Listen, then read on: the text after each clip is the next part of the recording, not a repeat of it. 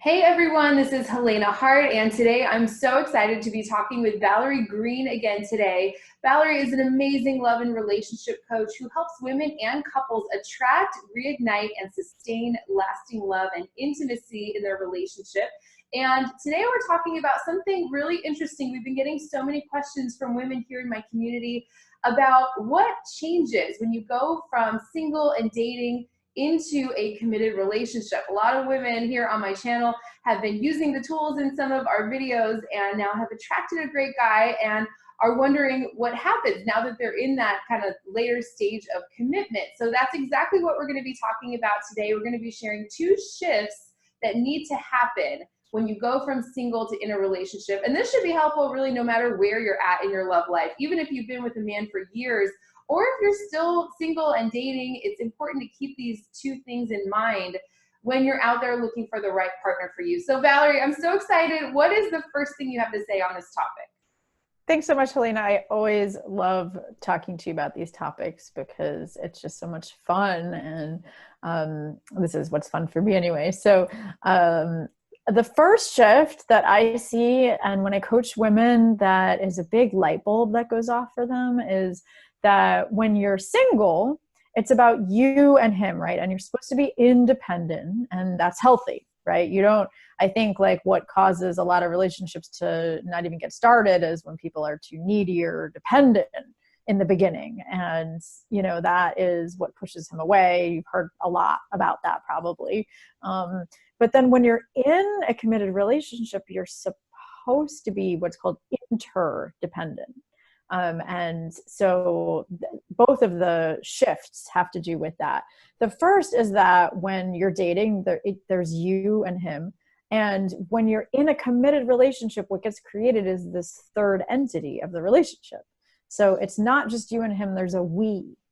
And that's actually really exciting because men are then feeling like you're a team, like you're building something together. And most men really like looking at it like this. They like feeling like you're a team. And so instead of saying something like when you're dating, like we talk about how when you're in your feminine energy, you share, oh, it would make me feel really good if we talk on the phone a few times a week, then I'd feel really connected to you. What do you think? Right? That's kind of the formula to ask for what you want when you're single. And that's great, except it's you and him.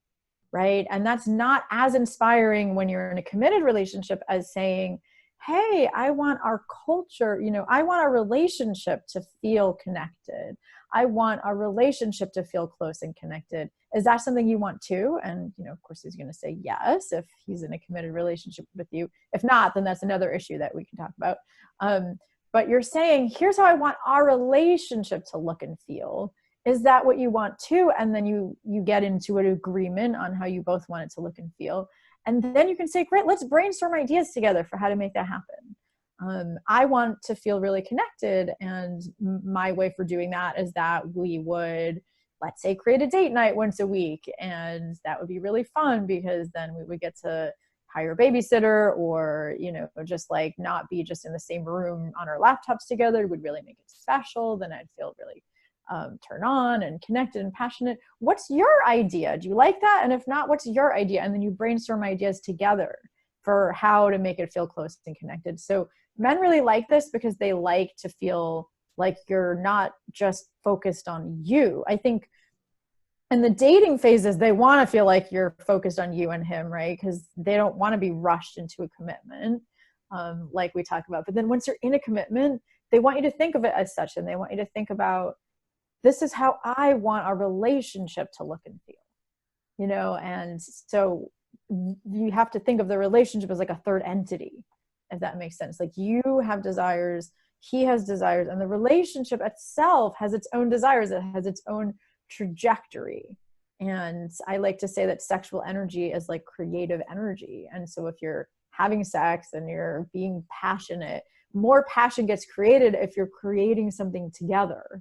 And so men really enjoy like looking at it like, oh yeah, let's brainstorm together how we're going to have our relationship feel more connected.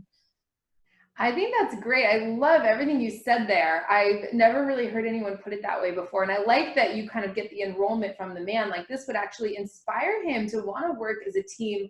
You know, question I get so often from women is like, well, how do I, you know, he just got into this kind of stagnant routine. How do I get him to open up? How do I get him to want to, you know, put effort into the relationship? So that was brilliant.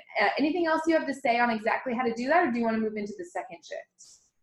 Yeah, I mean, I think that's the formula. Once you're in a committed relationship, and you know what that means, in my opinion, is that at least you're exclusive, at least, and you're saying you're headed in the same direction. Like you both want to get married, or you both want to make some kind of long-term commitment, and that's a perfect opportunity to start talking about this.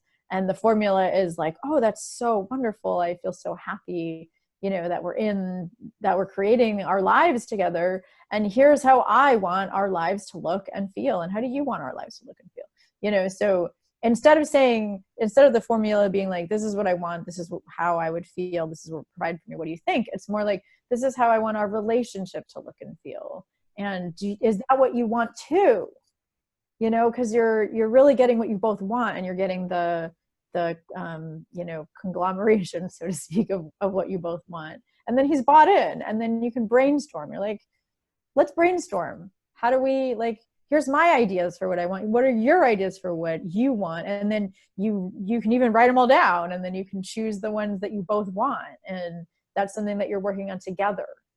I always like to say that, you know, most people, when they get married, they have a vision, and they want to get married and have a family, and, you know, create a home together and support each other in their careers and put their kids through college.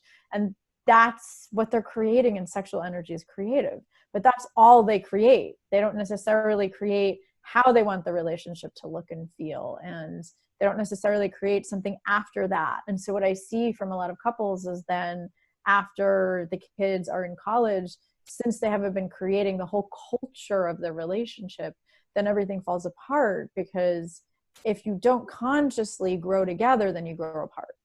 So that's why I think that we can use this formula now that you're in a committed relationship.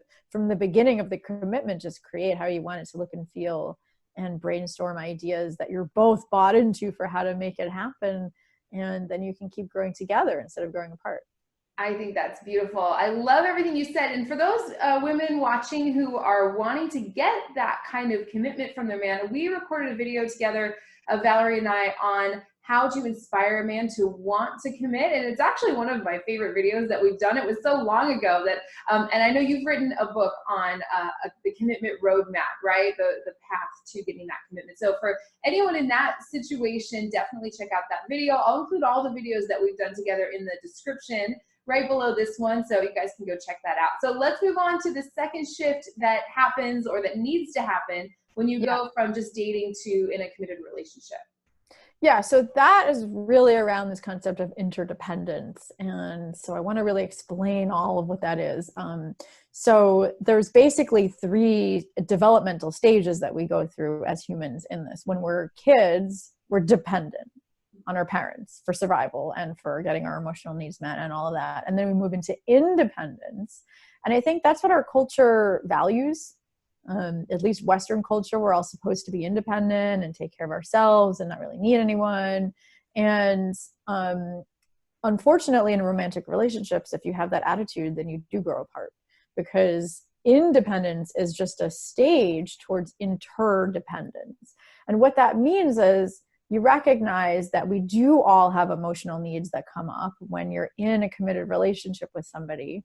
And those are things like, we all need to feel like someone has our back, like they're gonna support us when we need it, you know, when we're really down, when we're sick, when we have a cold, someone's gonna want to take care of us, like, if, you know, if we're living with them, that they care about our thoughts and opinions, and they want us to be happy. They want to be a team together. They want to prioritize us. You know, they want romance, and maybe not in the same way that we do. They want to share affection and share attention, and really feel like they're creating something together. And those are all what's called attachment needs. And I know we've made videos about attachment styles. We've actually made 3 videos, one about how to heal anxious attachment, one about how to be in a relationship with someone that has avoidant attachment. And then we made another video, how to transform conflict into intimacy, where I talk about how the two main insecure attachment styles fight. And I call them the tiger and the turtle, and what happens when you feel like your attachment needs aren't getting met and how you start fighting. And everybody has these legitimate attachment needs. There are these needs that come up when we're in a committed relationship. And actually what happens is, and I know that this sounds kind of dramatic, but what happens is that our attachment system in our brain, and researchers have found out, they started researching the way parents attach to their children. And what they found is that the same part of the brain is also responsible for maintaining a healthy attachment with our romantic partner. And so as soon as you have this concept inside of you, like, oh, this person is family, then what happens is that your brain projects all of your unresolved issues from your family onto this person. I'm smiling, but it's actually not that pretty usually, because it's very rare that all of us had all of our emotional needs met by our parents growing up. If we did, then we probably won't have problems in a romantic relationship. But at least 50% of us didn't. And I know I'm smiling, but it's not pretty, that what happens is that, let's say, and it's interesting, I mean, because me and my partner, we both didn't really receive enough empathy from our parents. And so what happens is that when we're upset, what we really need is to receive empathy from the other person. If someone in our life comes and tries to fix it or make it better, then we get more triggered. If I'm like upset and I come and he tries to give me advice, like I'm like, now I'm more mad at you. And he's the same way. So it's interesting that we have like similar childhood needs that didn't get met. But what happens, and the reason people get into fights is if they have opposite childhood needs that didn't get met. Like if one person needs empathy when they're upset and the other person needs space when they're upset, then it's harder to work out. But what I help couples to do in that situation is to recognize what interdependence means is you could be independent. You could survive on your own, otherwise you're codependent. And codependence is a term that came up in the 12-step movement. Like if somebody is, let's say, an alcoholic and the person with them is codependent, like they're both keeping each other small. They're not allowing each other to get out of it. That's what codependence is. Interdependence is when you could survive on your own, but that you wouldn't really thrive, because we do have these attachment needs that when you're on your own, they don't come up. Like a lot of people are like, oh yeah, I'm fine when I'm on my own. But then when I get into a relationship, I get crazy. Like, this is why. I'm laughing over here. Yeah. That's across the board, right? That's all of us pretty much. So yeah, so important to be talking about some of these things. This was so valuable. I just learned a lot right there. I love everything you said about interdependence. Anything else? I know we're trying to keep this video short for you guys for once. We love to just talk forever and ever on these topics because they're so important and it's something that we all go through, right? So anything you want to say about that? Any specific tips for women who are struggling with this? Definitely. So I think that the most important thing to understand is that this is normal. When you get into a relationship, especially a committed relationship, this is going to happen, is that the needs that didn't get met in childhood are going to come up. And the most important thing to do is to speak about it in a way that is, when you're not upset, hey, when I got upset last week, here's why. Is this a good time to talk, and make sure that he's available to talk. Here's why, because my parents didn't give me empathy. They were good people, but they didn't know how to give me empathy. And so when I'm really upset, like if I don't get empathy, I get more triggered. And so this is what I need to receive from you when I get upset, is I literally need you to just say, oh, that must be hard. Tell me more. And how will you want me to be with you? And how can I support you? And like, all I need you to do is to do that, and then I'll calm down, and then I'll be rational, and then we can have a conversation about it. So what I teach couples to do is just to explain to each other, all right, this is the need that didn't get met in childhood. This is, it could be empathy. It could be space, like maybe their parents were smothering.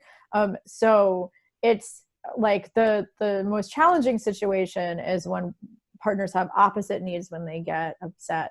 And so when this happens, I help couples to come up with, or even, if I'm just coaching one person, I help them to do this with their partner. I have a handout that I call the soothing statement. And basically, like, let's say you need empathy and he needs space, but you can give each other this soothing statement. It's called co-regulation, to just help each other regulate their nervous systems. And sometimes this happens with me and my partner where like I need soothing and he needs space. But I have him say to me before he takes space, I care about your needs. I love you. And I'm going to take space now, but tomorrow we'll talk about it and I'll make sure that we work this out. And just because he says that to me before he takes space, then I feel better. Mm-hmm. So, and then sometimes he needs to hear me say, I'm not tying you down. I'm willing to give you space. And as long as I know that we'll come back and talk about it, I feel better. So I help couples figure out what this soothing statement is that they can say to each other to like help each other calm down when they're triggered, even if they can't make time and space to talk about it, because that makes such a big difference. And then when you come back together, you can work it out. Like, what do you need when you're upset or triggered? Like what, and the difference between codependence and interdependence is that if you're codependent, then you feel like you need this right now or you'll go crazy, so this is why it's so important. I know we made that other video about how to heal your emotional wounds and triggers. It's so important that you know how to soothe yourself and regulate yourself, because your partner won't always be able to be there for you when you're triggered. And so it has to be, and this is the beautiful thing about relationships, why I love them so much. All truths are paradoxes, right? Because the paradox is that you're 100% responsible for meeting your own needs. And that has to be the case when you're independent, when you're single. And then when you're in a relationship, you're also, what commitment is and what it is in a healthy, secure, functioning relationship is that interdependence means you're also 100% responsible for meeting each other's needs. And that's the paradox. And it's kind of hard to explain, but that's why I like coaching people to help figure out how to make that really, how to find the right balance for you. But what that means is that you can be vulnerable about what you need when you're upset, and you can explain it to him like, this is what I need, and I need you to do these things and to have this tone of voice and to maybe touch me, and what would make that work for you. But to recognize that, and you collaborate so that he's able to do it, but you also recognize he can't do that all the time. It's not like you're like holding a piece of paper in front of him and be like, I'm giving you a script and you have to do it right now, like it's, maybe he can't do that all the time. Maybe you're both going to be triggered at the same time. And that's why you have these things like co-regulation. And in those moments, you need to be able to soothe yourself and trust that he'll, come back together with you at maybe the next day or whenever you agree to come back together. And then he'll be able to soothe you then. So that's why it's a paradox, because you have to be independent before you can be interdependent. But once you do make that commitment to then helping each other meet those needs that didn't get met in childhood on an emotional level, then these triggers really can heal over time. And then you won't get as triggered over time, and then you'll feel more secure on the inside. And the attachment researchers actually point to what's called the dependency paradox, which I think is a beautiful way of saying it, that when couples develop this secure bond between them, that they know their needs are going to get met, then, we think, or at least a lot of avoidant attachment people think that means that they're just going to become more dependent. But actually, when you have that healthy dependence, then it makes you more independent out in the world. Then people who have secure, functioning, emotionally connected relationships, they make more money and they're more successful in their careers and they are healthier and they live longer and they have more successful relationships with other people out in the world. And it's because we know that if we take a big risk and we mess up and we fail, that we have a safe haven in our partner, that they're going to give us that comfort and soothing and help us get back on our feet. And so that's why it's actually the interdependent paradigm is really helpful. And so how people can put this into practice is just to recognize, you know, when you get upset, what emotional need isn't getting met, and why is that such a, I have a mentor that talked about it as that we were all walking around with a broken toe. And like you're dancing together and, you know, let's say you're dancing with someone with a broken toe, but they don't realize they have a broken toe. So you're kind of walking around and bumping into each other's broken toes and you're like, ah, and they're like, I have a broken toe. And you're, well, I didn't know that. And they just get defensive. His name is Bruce Music, by the way. I want to give him credit. But I think that it's a brilliant analogy because we don't really know that we have these wounds. And I think we're all like, well, you should just get over it and you should just grow up and I'm not responsible. I'm not your parent. But actually, like when we are in a healthy relationship, when we're triggered, we kind of do need what we need as a little kid. Yeah. And if we can give each other that comfort and soothing, even men, you know, and I think it's ironic because like we say we want to help men open up about their feelings, but then they say that they're sad or they're scared. And then a lot of times what women will do is they'll just be like, well, man up and get over it. And that's actually not what they need when they're sad and scared. They don't need us to solve their problem and mother them. Right. And give them advice and right. But they need us to listen to them and be like, oh, tell me more about that. And that sounds really hard. And how do you want me to be with you around that? You know, and just to kind of hold space. And, you know, then because, you know, like that's what a little boy needs. And ironically, if we give that to him, like then he will get over it and he'll be less triggered because he feels safe. And then he will act more like a man, you know, if he's a healthy person to begin with.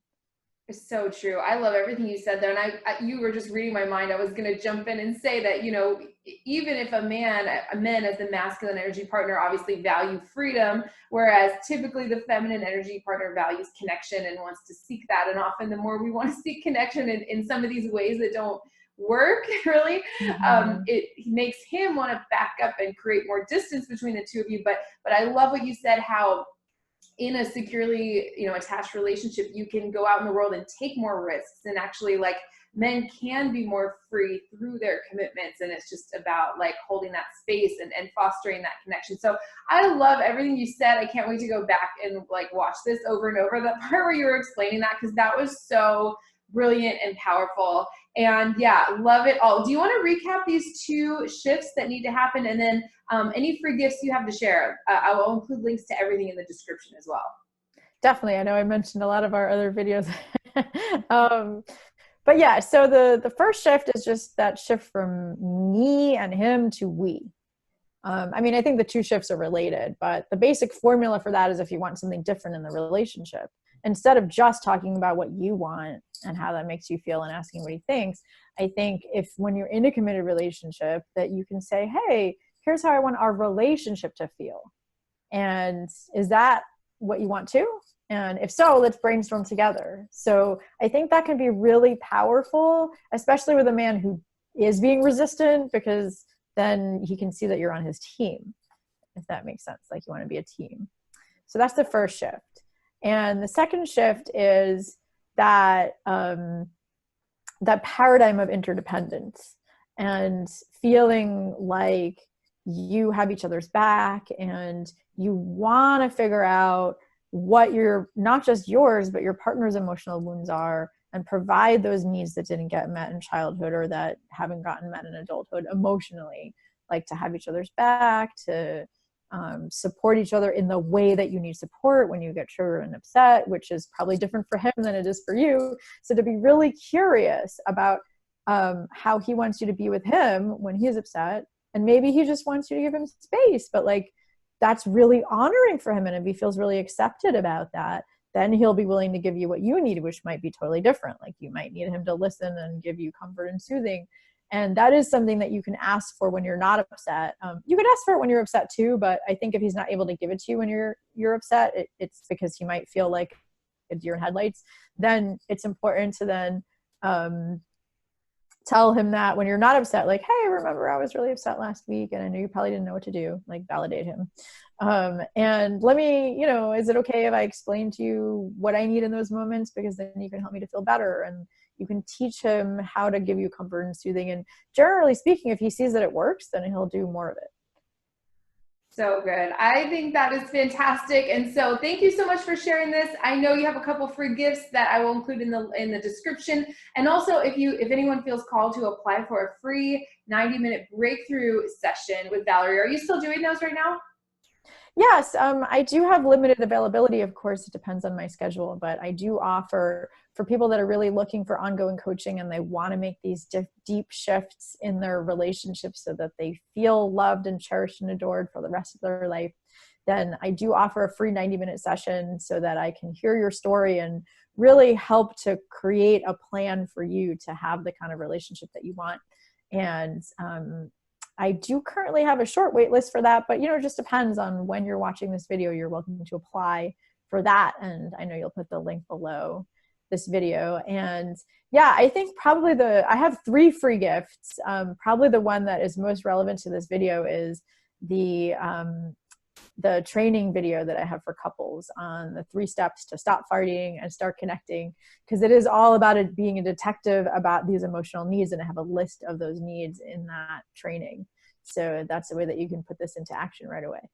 Yeah, absolutely. Yeah. Stop fighting and start connecting. Perfect for this. I know we recorded a video on that too. So all the videos we record, I know we referenced a couple of them, are in the description. Everything's just right below this video.